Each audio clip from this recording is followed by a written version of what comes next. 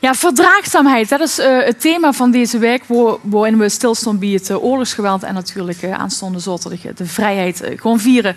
Tegenwoordig lijkt het namelijk wel alsof we allemaal steeds minder verdraagzaam waren en ook vooral tegen boetelanders lijkt het wel of de sfeer heel erg verhard. Een voorbeeld van hoe het eigenlijk zou motten, dat speelde zich af in Tienraai. Met Katem, die een hele bijzondere vriendschap opbouwde met zijn buurman Chris.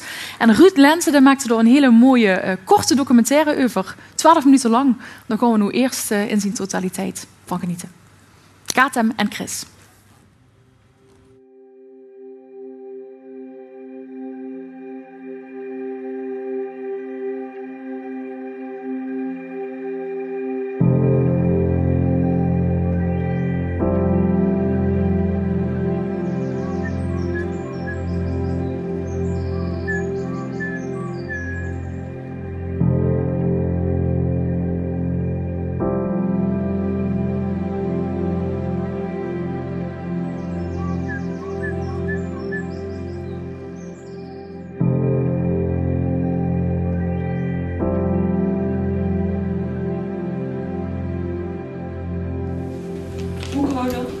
Advocaat.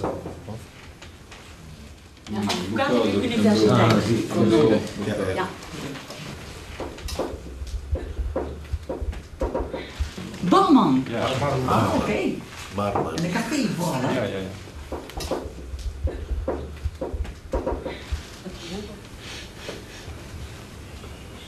Weet je nog dat we straks hadden over verpleegkundigen? Het is gewoon veel zorg ook, ja? Verpleging en verzorging. Ik ben asielzoeker middenbleek geweest in 2004. En dan eerst ik naar Rijsbergen. En dan ik naar Horen, ja. Of in Eindhoven. Eindhoven naar Krailo. En dan ik transfer naar Deventer. Deventer blijft misschien 1 jaar. En dan ik krijg die huis.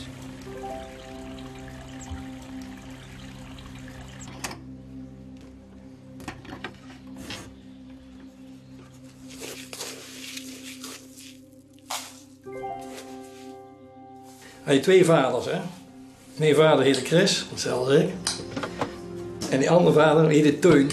We waren 2 broers. Dus wij zien eigenlijk allemaal dezelfde moeder. Maar wij zijn nooit thuis geweest, dus mijn broers heb ik nooit gezien. Wij zaten eerst in Baaksem met de zusters. En daar ben ik naar de broeders gaan in, even kijken, Warmond.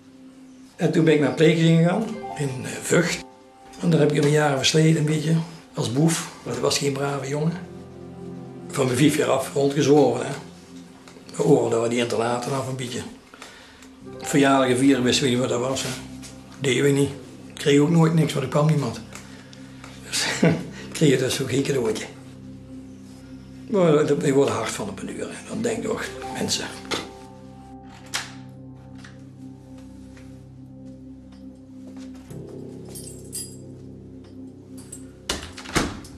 Ik kan lezen, ja.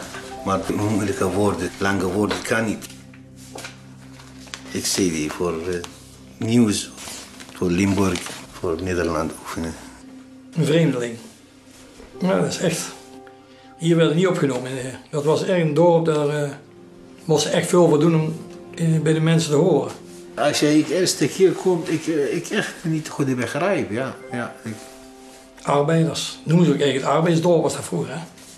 Je had allemaal een steenfabriek of zelfs in Tiet wil ik weg wil gaan. Dat ze gewoon niet accepteren, hè. Ja, het weer 1 jaar of zo dan Nederland praten. Het zal voor me heel vreemd zien, denk ik. Maar je past zich goed aan, dus het zal wel goed komen.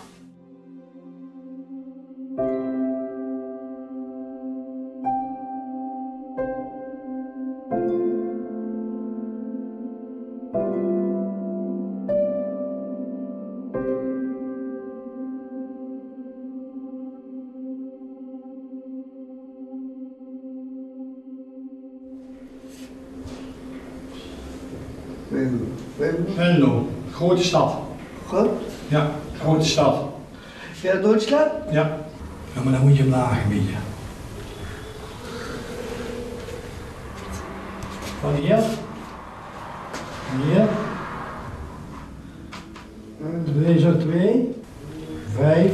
Nul. Die had gewoon met vooroordeel, hè. Die doen gewoon poep.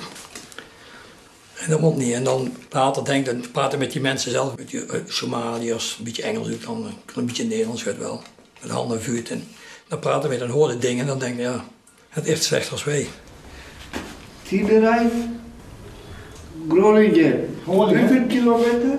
Nou, weet ik niet. Ongeveer 2 uur. Met de auto. 2 uur. Vesta. 00. 2 uur. Albasate. Tienerij. 10 rijden.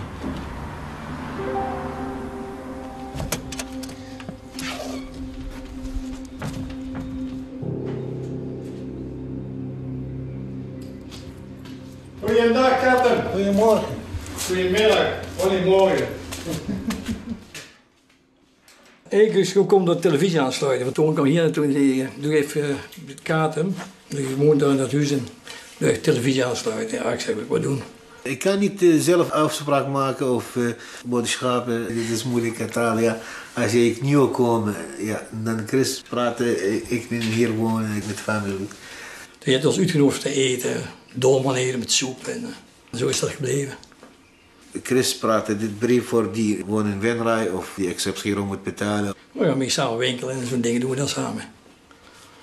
Een ander praat er wel zo over, zeggen we, ach, je moet me niet zoveel helpen.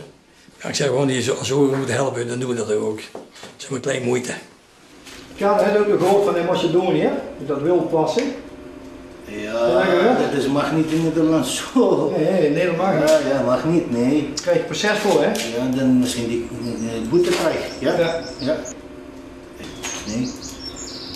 Een beetje losser maken, anders kan ik hem niet klemmen. Moet je stiekem doen, moet je omkijken of je niemand ziet. Nou, pompen met die geit. Nou is het beter, ik kan alleen afspraak maken of alleen naar een andere stad. Het is niet alleen hem helpen, hij doet het ons ook helpen. Ik zeg, Kaat, kun je van mij metbrengen het Venlo of het Venray? Is goed. Dan wil ik dat betalen, gewoon, hoeft niet. Wil niet. Dan wil ik toch betalen? Nee, wil ik niet. Nou goed, dan betaal ik niet.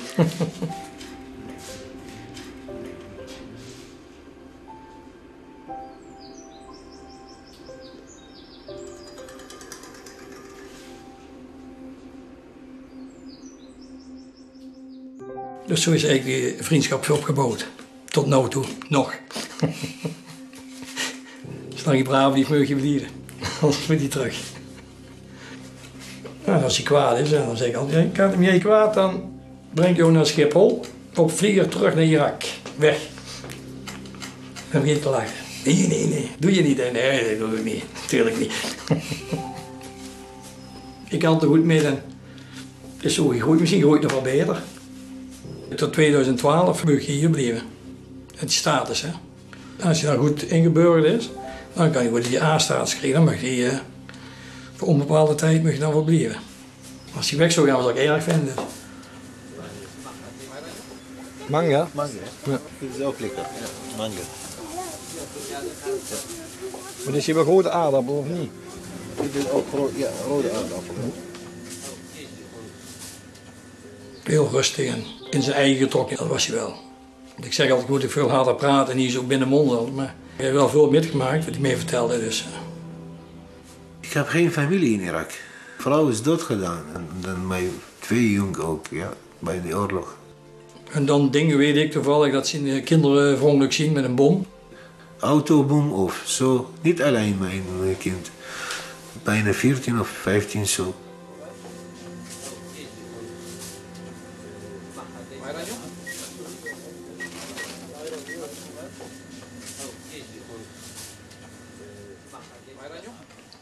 Toen was je kind ook te vertellen dat. Hè. Dus dan ja, je weet dat niet, die loopt. Dan kan er goed in langs ook komen. Die had zijn ding om en ik heb je. Oh, het knopje weg, hè. Een 16, een 18 jaar. Zo. Zo moet ik denken. Zo moet ik denken. Niet altijd, ja.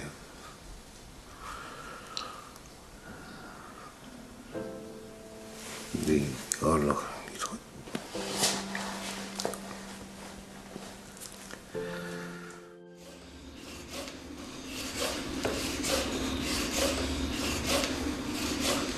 Gewoon pompen, pompen, pompen, pompen. Pompen? Ja.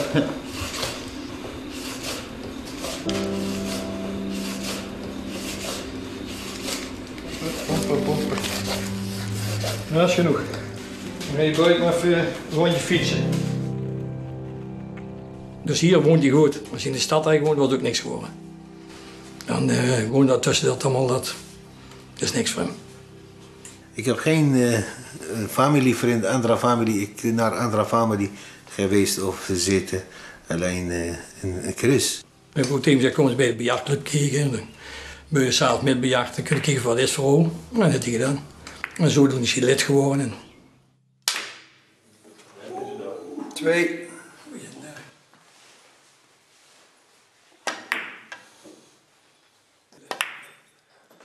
Twee noteren, kater 2. Mooi. Mooie bal, Chris. Ik ken het wel, hè? Ik ken het wel. 1 noteren, Chris, 1. In het begin keek ze vreemd aan, wie is dat, wat komt hij hier doen? En dan zei ik dat even gezuurd allemaal. Dan begreep je dat en dan was je gewoon. Je hoort gewoon bij ons.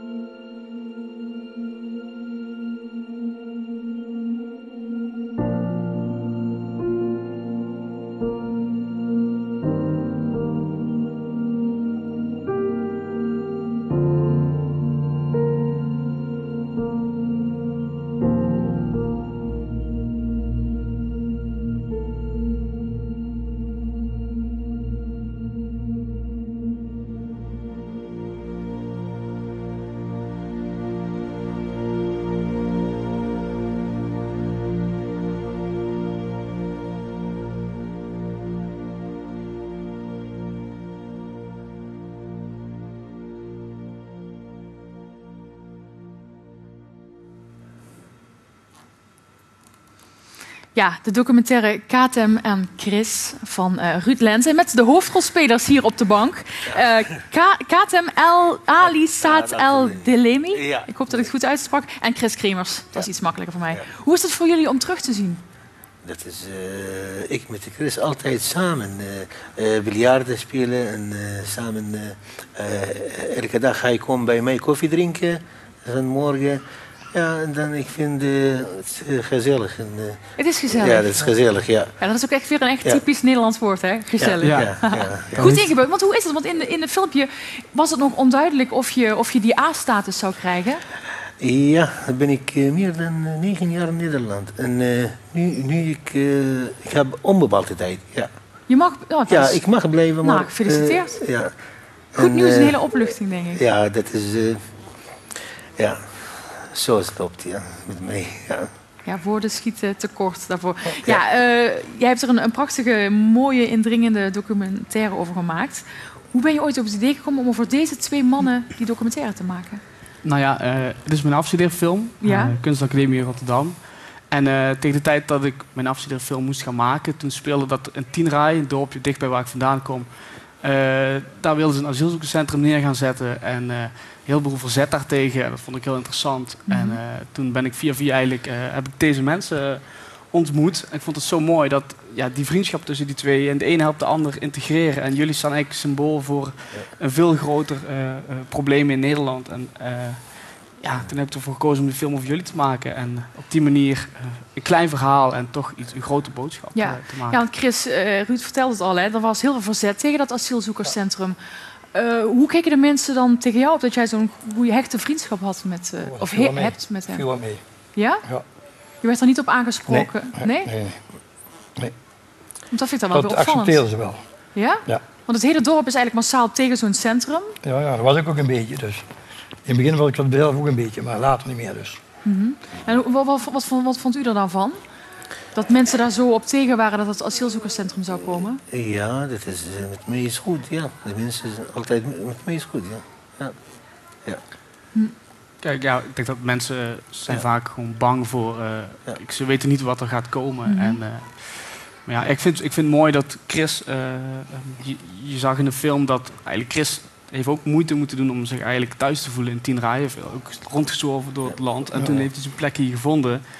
En die overeenkomst eigenlijk met Kater, omdat jij ook van asielzoekerscentrum naar asielzoekerscentrum bent gegaan. En die overeenkomst vind ik mooi. En ik denk dat jij ook daarom mede je een beetje ontfermd hebt over Kater.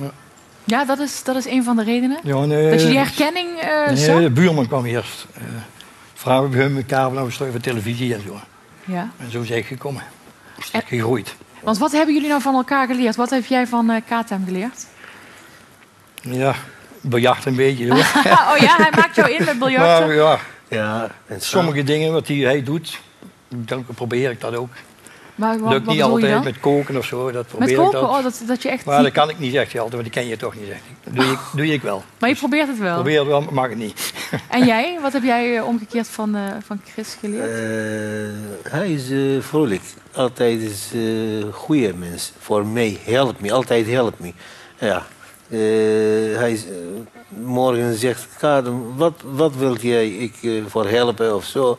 Ja, altijd voor zorgen is goed met mij. Ja. Een goed mens? Ja, goede mens, ja. En toen Ruud met de vraag kwam van ik ga een documentaire maken, stonden jullie meteen daar positief tegenover? Ja? Ja? Ja. Ja? Je dacht niet van, oh jee, wat gaat er nu gebeuren? En, nee. Want ik vond het mooi. Want hoe is die samenwerking dan gegaan? Want hoe lang ben je bij hun thuis geweest of hoeveel tijd heeft erin gezeten? Nou ja, ik ben in totaal een half jaar bezig geweest met mijn afstudeerproject. Van begin tot eind. En ik ben eigenlijk via jullie leren kennen en van tevoren een keer bij elkaar geweest. En ze waren meteen wel enthousiast. Ja. En ook geen spijt van gehad. Nee, absoluut niet. Nee, want kijken jullie het vaak terug, de documentaire? Ik kijk het wel eens naar, Ja? Ja, misschien nog 1 keer ook, ja. Filmpje maken of documenteren, ja. Ja, en nu, bedoel, je blijft in Nederland? Ja. Ja, ben je inmiddels aan Nederland, je bent helemaal ingeburgerd dus? Ja, ik moet blijven in Nederland. Omdat, wat ik maak, omdat ik altijd in mijn Tienrijd betekent mijn klein dorp is een mooi dorp. Het is een rustige dorp, ja. En wat ik maak als je terug naar Irak het niet rustig, nee. Ja, een tijdje terug was de situatie met Mauro. Ik weet niet of je dat ook gevolgd hebt. Van Mauro, die jongen die weer... Waar sprake van was dat hij weer terug moest. Nee, niemand. Jongen, ik ken die wel. Ja.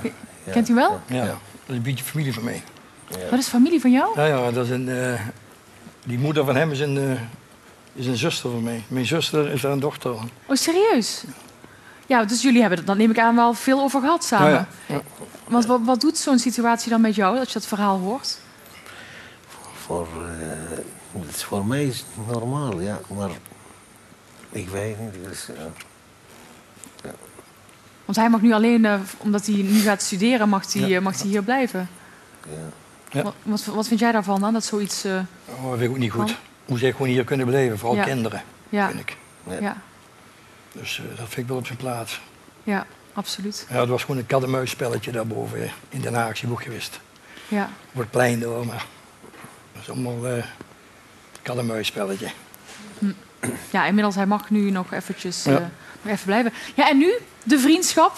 Hebben jullie wel eens ruzie? Daar ben ik zo benieuwd naar. Want dat heb ik niet gezien in de documentaire. Ja, een keer dat je zegt van, als je dan zet ik je... Af en toe wel. Ja. En waarover krijgen jullie ruzie dan? Ja, dan begrijp je het niet goed, wat je bedoelt. Oh, dat is gewoon een soort miscommunicatie. Ja. En dan wordt hij kwaad. Hè. Toen is mijn bejart ook wel eens, dan zeg ik tegen hem... Joh, je mag mijn keu wel gebruiken. Zien was kapot.